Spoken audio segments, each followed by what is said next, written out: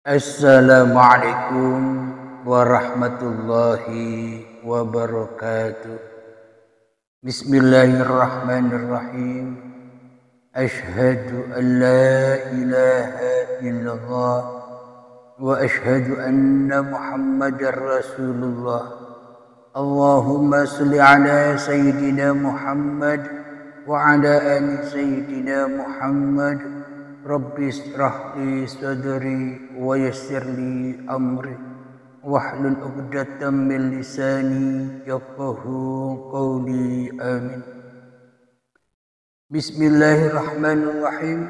Salam hormatku, salam ta'zimku selalu buat para sahabat-sahabatku tercinta, baik yang ada di dalam ataupun yang ada di luar negeri. Semoga kita semua senantiasa selalu di dalam lindungan Allah Subhanahu wa Ta'ala. Amin ya Rabbal Alamin. Alhamdulillahi Rabbil Alamin. Di pagi yang indah ini, marilah kita kaji di dalam hadis riwayat Bukhari nomor 6227, di Muslim nomor 2841, yang bunyinya Bismillahirrahmanirrahim. Langsung kepada artinya, Allah Azza wa Jalla menciptakan Adam dalam bentuknya. Tinggi beliau 60 hasta. Jadi maknanya Allah sang pencipta menciptakan Adam dalam bentuknya.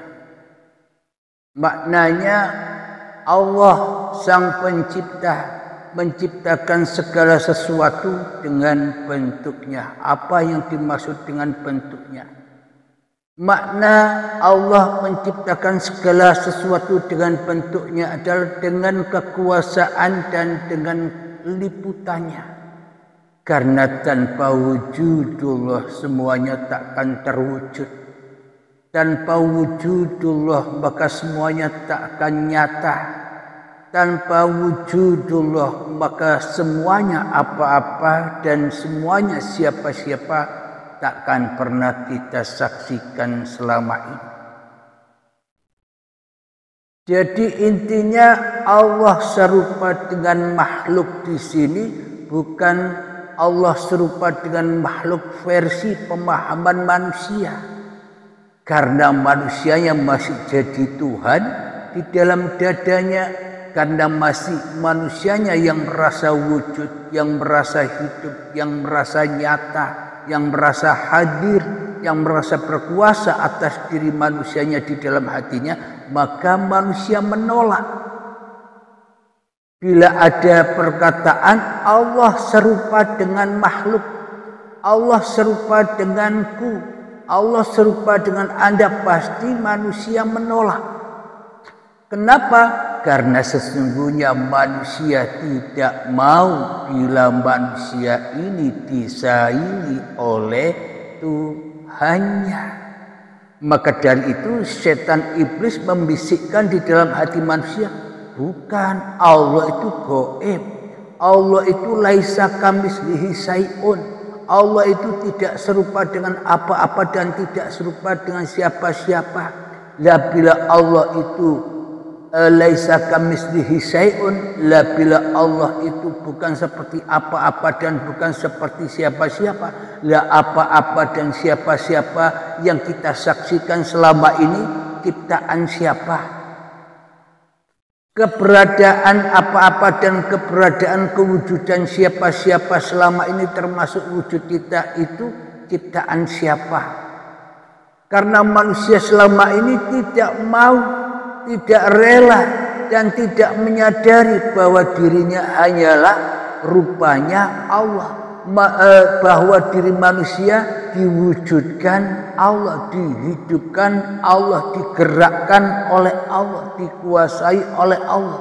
Manusia tidak mau terima karena manusia masih jadi Tuhan satu-satunya di dalam hatinya.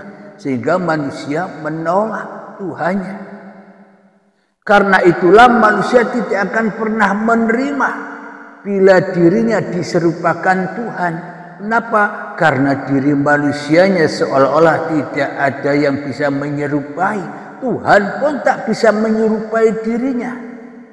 Karena manusianya selama ini sombong sekali. Yakni manusia telah mentiadakan, telah menggoibkan Tuhan sebagai Tuhannya. Akan tetapi manusia memahabesarkan, memahahidupkan, memahakuasakan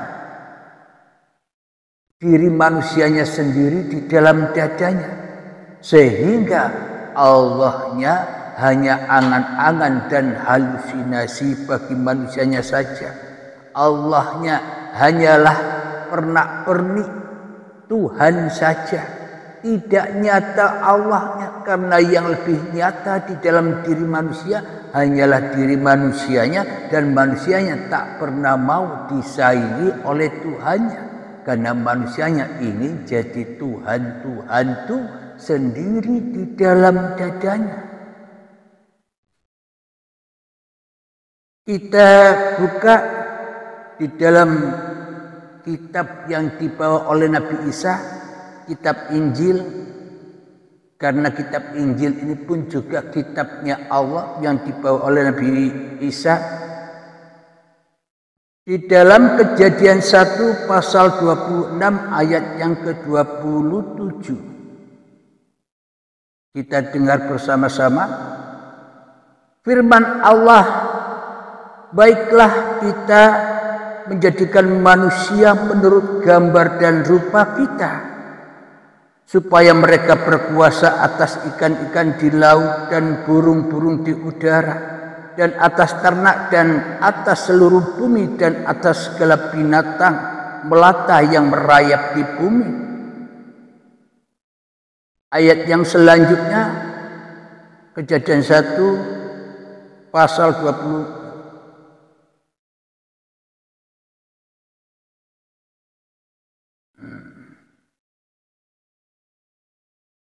Kejadian 1 ayat yang ke-27. Maka Allah menciptakan manusia itu menurut gambarnya, menurut gambar Allah ciptaannya. Dia laki-laki dan perempuan diciptakannya mereka. Memang bila manusianya masih ada, masih wujud, masih jadi Tuhan, tak akan pernah menerima ini semua. Jadi manusia bisa merasakan, bisa menyadari manusianya bahwa manusia inilah tanda bukti kewujudan, tanda bukti, tanda wajah Tuhan, tanda bukti rupa Tuhan, bila manusianya mau memasrahkan dirinya kepada Tuhannya. Manusia datang kepada Tuhannya. Manusia rela dan ridho melepaskan kehidupannya, melepaskan kewujudannya, melepaskan kekuasaannya. Karena kehidupan, kewujudan dan kuasa ini hanyalah milik Tuhannya. Baru manusia-manusia yang datang dan menyerahkan dirinya kepada Tuhan, maka manusia akan tenggelam di dalam Tuhan itu sendiri. Tenggelam di dalam Roh Kudus, tenggelam di dalam Roh yang suci. Kenapa kok dikatakan Roh Kudus atau Roh yang suci? Karena sesungguhnya manusia tidak punya roh. Manusia tidak punya hidup. Manusia tidak punya wujud, apalagi kuasa. Jadi bila manusia sudah terbaiat hatinya, sudah menyerahkan dirinya sepenuhnya kepada Tuhannya, maka nyata bahwa Allah serupa dengan makhluknya. Kenapa? Karena hanya Allah yang menggelar makhluk-makhluknya. Bila kemakhlukannya sudah tidak berdaya lagi. Jadi kitab suci seluruh agama-agama itu sebenarnya kitab yang suci bila manusianya sudah kembali kepada kesucian Tuhannya. Tapi bila manusianya masih merasa dirinya yang suci, bila masih manusianya merasa dirinya yang ada, manusianya yang merasa dirinya yang wujud, manusia merasa dirinya yang hidup, maka semua kitab suci itu hanya dongeng-dongeng saja. Tidak teraplikasi bahwa kitab itu kitab sucinya Tuhan. Karena yang merasa memiliki kitab suci selama ini masing-masing pemeluk agama kitab-kitab tersebut. Sehingga manusia tambah jauh dari Tuhannya karena manusia tidak menyerahkan dirinya kepada Tuhannya. Sehingga banyak penyimpangan-penyimpangan di dalam kitab-kitab itu sehingga manusia memaknai, memahami, mengartikan kitab-kitab itu dengan selera dan kepuasan hawa nafsunya sendiri-sendiri. Maka terpecah belahlah manusia, seolah-olah manusia hidup sendiri, seolah-olah manusia itu punya kuasa sendiri. Manusia merasa wujud sendiri karena manusia tidak percaya di dalam dadanya bahwa dirinya hanyalah ciptaan Tuhan. Karena manusianya tidak mau dikatakan bahwa dirinya adalah rupa Tuhannya karena manusia masih jadi Tuhan sendiri di dalam dadanya. Berarti manusianya belum bertuhan meskipun kelihatannya memeluk agama dan bertuhan wae. Bukti bahwa Allah serupa dengan makhluknya. Ini jangan dipahami Allah serupa makhluk seperti wajah-wajah dan bodi bentuk begini. Karena beda pemahaman Allah dan pemahaman manusia. Karena bila pemahaman manusia memahami Allah dengan selera hati dan dengan hawa nafsunya. Karena manusianya merasa dirinya yang ada seolah-olah seperti dirinya murtad. Nah, jadi maknanya kalimat Allah serupa dengan makhluknya ini hanya dipahami oleh Allah, hanya dipahami oleh manusia-manusia yang sudah inna lillahi wa inna ilaihi raji'un. Hanya dipahami oleh manusia-manusia yang sudah menyerahkan dirinya sepenuhnya kepada Tuhannya. Kita buktikan lagi di dalam surat As-Saffat ayat yang ke-96. Bismillahirrahmanirrahim. Wallahu khalaqakum wa ma ta'malun. Yang artinya padahal Allah lah yang menciptakan kamu dan apa yang kamu perbuat. Berarti di sini Allah lebih wujud daripada wujud manusia. Allah lebih hidup daripada hidup manusia. Allah lebih berkuasa dari kuasa manusia. Kenapa? Karena manusia sesungguhnya tak punya wujud, manusia tak punya hidup, manusia tak punya kuasa. Inilah yang disebut Allah menciptakan manusia itu dengan bentuk dan rupanya. Allah menciptakan manusia itu dengan kuasanya. Allah menciptakan manusia itu dengan liputannya, pemeliharaannya, penjagaannya, kasih sayangnya. Itulah yang dimaksud inni wajjahtu. Sesungguhnya wajahku ini adalah wajhiya lilladzi fataras samawati wal ard. Adalah wajah Tuhanku yang berkuasa atas alam semesta ini. Nyata bukan? Memang bila manusia belum terbaiat hatinya, belum memasuki agama Tuhannya yang benar-benar Tuhan, bukan Tuhan palsu, yang selama ini hanya dipahami oleh hawa nafsu manusianya. Maka bila manusianya sudah kembali kepada Tuhan yang asli, yang sesungguhnya, maka tak akan ada perdebatan lagi. Bagaimana mungkin ada debat wong manusianya sudah tenggelam di dalam Tuhannya. Wallahu khalaqakum wa ma ta'malun. Jadi tak ada yang bisa berbuat apa-apa kecuali Allah. Tak sebiji darah pun bisa bergerak tanpa Allah. Jadi memang kita dulu ketika waktu awal-awal belajar ketuhanan disuruh berkaca di hadapan kaca. Kenapa kok disuruh berkaca? Disuruh lihat wajah, disuruh lihat bodi. Bahwa sesungguhnya bila yang melihat masih manusianya, ya takkan pernah manusianya bisa melihat Tuhannya.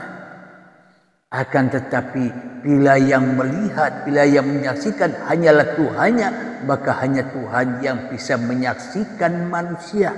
Hanya Tuhan yang menguasai manusia. Hanya Tuhan yang menghidupi manusia. Hanya Tuhan yang mewujudkan manusia. Hanya Tuhan yang menguasai manusia. Maka jelaslah rupa ini rupanya siapa. Bentuk ini bentuknya siapa. Wujud ini wujudnya siapa. Memang bila manusianya masih jadi Tuhan sulit. Terkadang manusia mencari Tuhan berpuluh-puluh tahun sampai datang kematiannya tidak jumpa-jumpa. Karena saking sulitnya maka diibaratkan menuju Allah melewati Siratal Mustaqim itu bagaikan rambut dibelah 7. Setelah dibelah 7 masih tajamnya 1000 pedang. Jadi manusia tak satu pun pernah bisa melewati Siratal Mustaqim itu. Maknanya manusia tak akan pernah bertemu Tuhannya bila manusianya tidak melewati 7 langit, 7 bumi.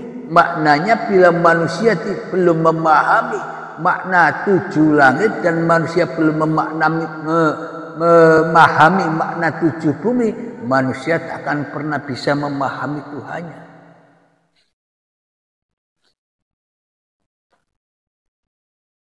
Alhamdulillahirabbil alamin. Apa supaya nyata bahwa Allah serupa dengan makhluknya itu, agar nyata bagi makhluknya, yakni mengembalikan maknanya manusianya harus berani dipendam di 7 bumi, 7 lapis bumi, harus memendam 7 lapis bumi. Apa itu? Bulu, kulit, darah, daging, otot, tulang, sumsum. Nah, 7 bumi ini harus ditenggelamkan, harus dipendam. Maknanya manusianya merelakan, meridhokan bahwa badan ini hanyalah dikuasai oleh Allah, bukan dikuasai oleh manusianya.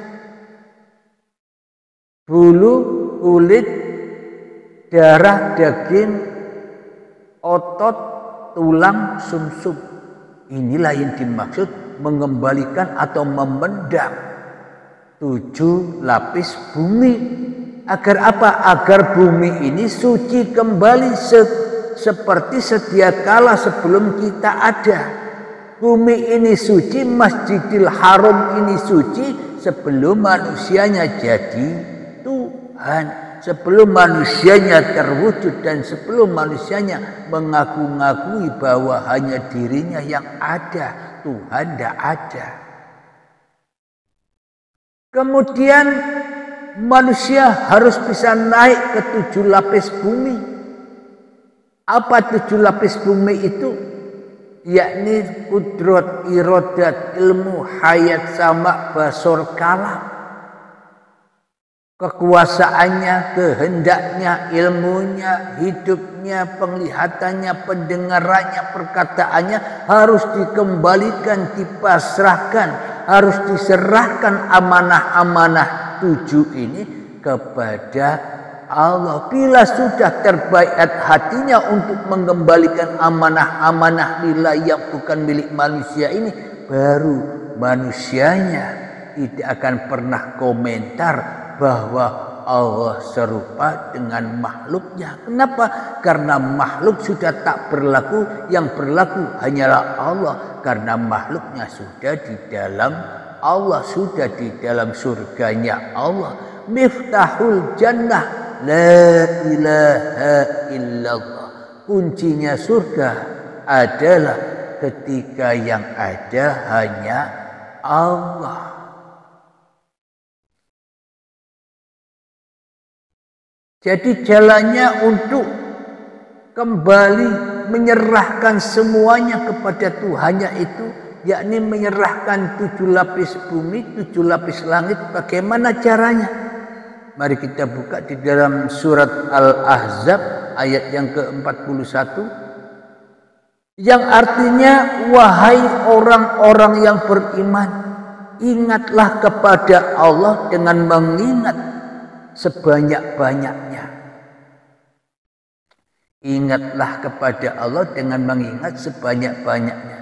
Lah bagaimana mungkin manusianya bisa mengingat Allah? Lawang manusianya masih wujud, manusianya masih hidup, manusianya masih berkuasa, manusianya masih jadi Tuhan di dalam dadanya. Bagaimana mungkin bisa mengingat Allah dengan sebanyak-banyaknya? Pasti yang diingat oleh diri kita, termasuk saya, ya pasti Abdul Halimnya. Mengingat sebanyak-banyaknya makhluknya, mengingat sebanyak-banyaknya perbuatan-perbuatan diri manusia kita, yang pasti kita bisa mengingat sebanyak-banyaknya. Bangun tidur, kita bisa mengingat bahwa yang bisa bangun tidur adalah Abdul Halim. Ketika duduk sebelum berdiri beranjak ke kamar mandi, mengingat bahwa hanya Abdul Halimnya yang bisa duduk dan berdiri dan berjalan ke kamar mandi. Ketika mandi di kamar mandi, Abdul Halimnya mengingat bahwa Abdul Halimlah yang mandi, yang menggosok gigi, yang menggosok badan. Ketika berpakaian, hanya Abdul Halimnya yang bisa berpakaian. Ketika sholat, hanya Abdul Halimnya yang bisa sholat. Ketika ke masjid, hanya Abdul Halimnya yang merasa bisa ke masjid. Ketika ke gereja, ke pura, ke wihara, seolah-olah manusianya yang bisa melakukan itu semua. Ketika bekerja, seolah-olah manusianya yang merasa bisa bekerja. Inilah yang dimaksud dzikron katsira. Manusia hanyalah memperbanyak mengingat dirinya sendiri, karena dirinya sudah tidak menyadari bahwa selama ini dirinya menyerupai Allah itu sendiri. Serupa dengan Allah, kok tidak mengakui bahwa Allah serupa dengan makhluknya. Manusia menyerupai kuasa Tuhan, tidak menyadari bahwa kuasa Tuhan itu ya kuasa yang ada pada diri manusia. Manusianya menolak bila ada yang mengatakan Allah serupa dengan makhluknya. Marah manusianya. Kenapa? Karena manusianya belum menyadari, karena manusianya belum terbaiat hatinya, karena manusianya belum butuh qabla antal maut. Tapi manusianya menyerupai Tuhan, manusianya mensekutukan kewujudan, mensekutukan kehidupan, mensekutukan kekuasaan Tuhan. Tidak apa-apa, kata setan dan iblis. Dalam hati kita tidak menyadari bahwa kita selama ini syirik, mensekutukan Allah dengan diri kita sendiri di dalamnya. Tapi kita tidak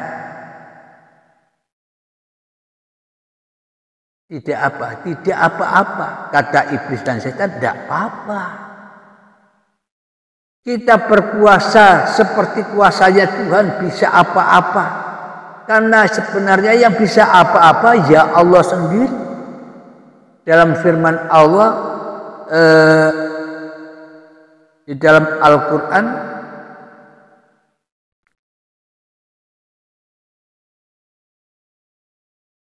surat Al-Anfal ayat yang ke-17. Falam taqtuluhum walakinallaha qatalahum wa ma rumaita idh rumaita walakinallaha rama wa liyubliyal mu'minina minhu bala'an hasana innallaha sami'un alim. Yang artinya maka sebenarnya bukan kamu yang membunuh mereka, melainkan Allah lah yang membunuh mereka. Dan bukan engkau yang melempar ketika engkau melempar, tapi Allah lah yang melempar. Inilah buktinya bahwa selama ini manusia, aku Abdul Halim merasa bisa duduk, padahal yang mendudukkan Allah. Tapi aku rampas sebagai ini dudukku, ini bicaraku, ini merokokku, ini minumku. Kita selama ini menyerupai Tuhan, tapi enjoy saja di dalam kepahaman iblis dan setan yang selalu merampas hak-hak Adam. Manusia tidak mau dikatakan bahwa dirinya tidak ada, Allah saja yang tak ada. Minum dulu ya.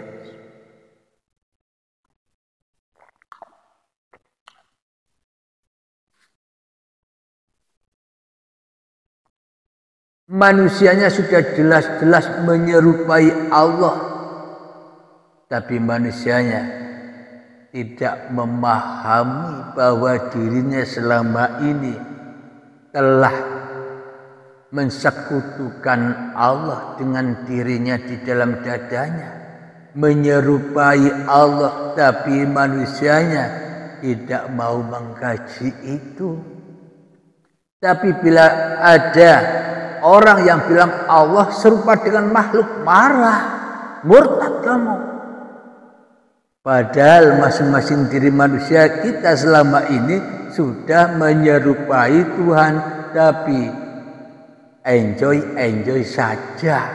Kenapa? Karena setan sudah menyesatkan langkah-langkah kita. Jadi enjoy di sini manusianya salah tapi tidak tahu kesalahannya, tidak sadar. Maka dari itu harus bangkit kemanusiaannya. Jangan dinina-bobokkan oleh iblis dan setan. Jangan mengikuti langkah-langkahnya setan.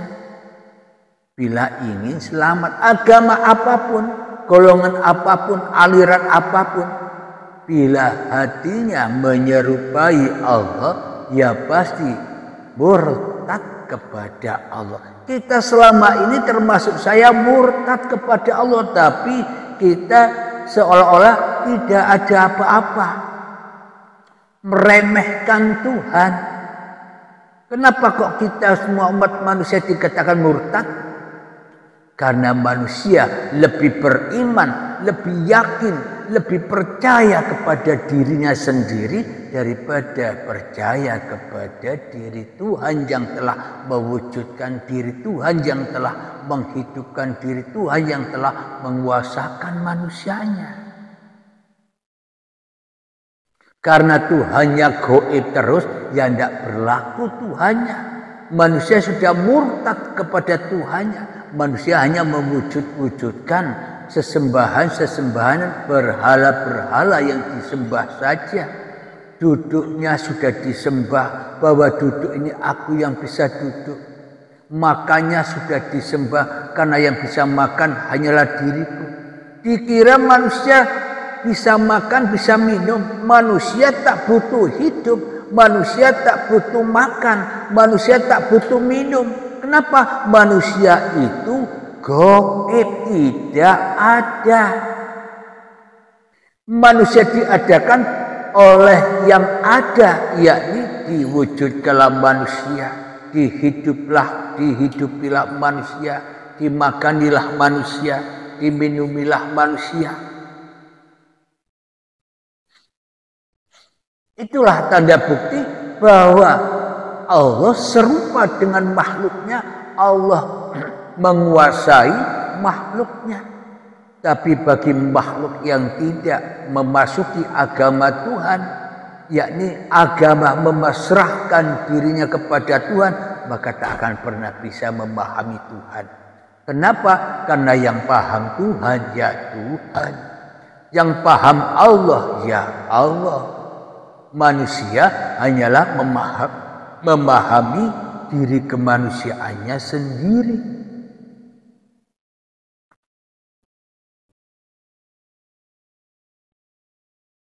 Alhamdulillahirabbil alamin. Maka dari itu kita diajarkan afdhalul dzikri fa'lam annahu la ilaha illallah. Ini makna dan maksudnya supaya manusia mengembalikan wujud dirinya kepada wujud Tuhannya, mengembalikan wajahnya kepada wajah Tuhannya, mengembalikan keberadaannya kepada keberadaan Tuhannya, sehingga manusianya innalillahi wa inna ilaihi raji'un, dari tiada kembali kepada ketiadaan karena yang ada hanya Allah. Itulah yang dimaksud pahala dan surga itu. Manusianya enjoy nonton Allah sambil makan popcorn. Inilah enjoy yang sebenar-benarnya enjoy. Tapi enjoy di sisi setan dan iblis, maka manusianya serba ketakutan di dalam kehidupan ini, serba sengsara, serba menderita, serba khawatir. Kenapa? Karena mengikuti, karena enjoy di dalam kesesatan. Tapi bila manusia enjoy nonton Allah, maka innal auliya ala khaufun alaihim walahum yahzanun. Sesungguhnya para kekasih Allah itu tiada rasa takut dan bersedih lagi hatinya. Kenapa? Karena yang ada hanyalah Allah yang memerankan diri manusianya. Inilah makna dari Allah serupa dengan makhluknya, yang mana pernyataan ini tak berani diungkap oleh manusia. Kenapa? Karena manusia tidak mau murtad kepada hawa nafsunya. Bagi orang-orang yang berani murtad kepada hawa nafsunya saja, maka akan nyata bahwa Allah serupa dengan makhluknya. Keberadaan apa-apa, keberadaan siapa-siapa ini dengan Tuhan yang menciptakannya. Tanpa Tuhan maka tak akan ada apa-apa, tak akan ada siapa-siapa. Logikanya, tanpa diri kita yang dihidupkan Tuhan, tanpa diri kita yang diwujudkan Tuhan, tanpa diri kita yang dikuasakan Tuhan untuk melihat, untuk mendengar, maka kita tak akan pernah tahu apa-apa. Karena sesungguhnya kita Adam ora ono. Berarti yang tahu apa-apa itu siapa? Innallaha ala kulli syai'in qadir. Allah berkuasa atas segala sesuatu. Segala apa-apa yang kita lihat, segala siapa-siapa yang kita lihat, dan kita melihat diri kita pun sesungguhnya tanpa Allah semuanya takkan pernah ada. Jadi dengan Allah maka apa-apa dan siapa-siapa itu ada. Masihkah kita ingkar bahwa Allah serupa apa yang diciptakannya? Contoh, bila kepahaman manusia begini. Ada sahabat yang bertanya kepada saya, Pak Halim, aku bisa membuat motor. Kurangkai sendiri motor itu, bahan-bahannya ku beli sendiri, ku buat sendiri, sampai motor itu bisa hidup mesinnya dan bisa ku pakai kemana-mana. Jadi maknanya, apakah aku yang menciptakan motor itu serupa dengan motor itu? Kan beda. Wujudku manusia dan wujud motor itu wujud ciptaanku. Jadi nyambung bila manusianya masih melihat wujud-wujud tipuan ini. Wujud manusianya tipuan bagi manusianya, wujud motor tipuan bagi manusianya, karena manusia masih tertipu dengan wujud-wujud makhluk. Jadi yang dimaksud, aku serupa dengan apa yang kuciptakan. Contoh, Abdul Halim bisa menciptakan motor. Aku serupa dengan motor, maknanya apa? Bukan serupa bentuknya, bukan serupa gambarnya. Serupa itu maknanya hanya aku yang berkuasa atas motor. Karena motor tak bisa jalan-jalan sendiri, motor tak bisa ke pasar, motor tak bisa ke toko, motor tak bisa ke masjid, motor tak bisa ke gereja, motor tak bisa ke pura, ke wihara dan sebagainya tanpa aku. Inilah yang dimaksud motor itu serupa aku. Karena tanpa aku motor itu tak ada gunanya. Tanpa Allah kita pun tak ada gunanya. Inilah makna dari aku serupa dengan apa yang kuciptakan. HP. Aku serupa dengan HP. Kenapa? Dengan akulah aku bisa memainkan HP. Dengan akulah aku bisa TikTokan, aku bisa YouTubean, aku bisa Facebookan, aku bisa WhatsAppan. Apakah mungkin HP ini bisa main YouTube sendiri? Apakah mungkin HP ini bisa WhatsAppan sendiri, bisa balas WhatsApp orang lain sendiri? Apakah mungkin HP ini bisa ngecas-ngecas sendiri? Bila tanpa aku, inilah yang dimaksud aku serupa dengan HP-ku. Kenapa? Karena HP milikku, di dalam genggamanku, di dalam kuasaku, di dalam hak milikku, di dalam pemeliharaanku. Inilah yang dimaksud serupa. Karena apa? Karena hanya aku yang bisa meliputi, menjaga, memelihara, mencukupi data-data HP ini. Sedangkan HP enjoy saja, menang wahai. Karena HP bukan apa-apa dan bukan siapa-siapa tanpa yang memiliki HP. Diri manusia pun juga begitu, tidak bisa apa-apa dan tidak bisa menjadi siapa-siapa tanpa uripe Allah. Alhamdulillahirabbil alamin. Semoga saya khususnya dan semoga para sahabat-sahabat bisa memahami. Alhamdulillahirabbil alamin. Marilah kita akhiri kajian di pagi yang indah ini. Semoga saya khususnya dan kita semua dapat memahami dengan bersihnya hati. Amin ya rabbal alamin. Rabbana atina fid dunya hasanah wa fil akhirati hasanah wa qina adzabannar. Akhir kalam. Assalamualaikum warahmatullahi wabarakatuh.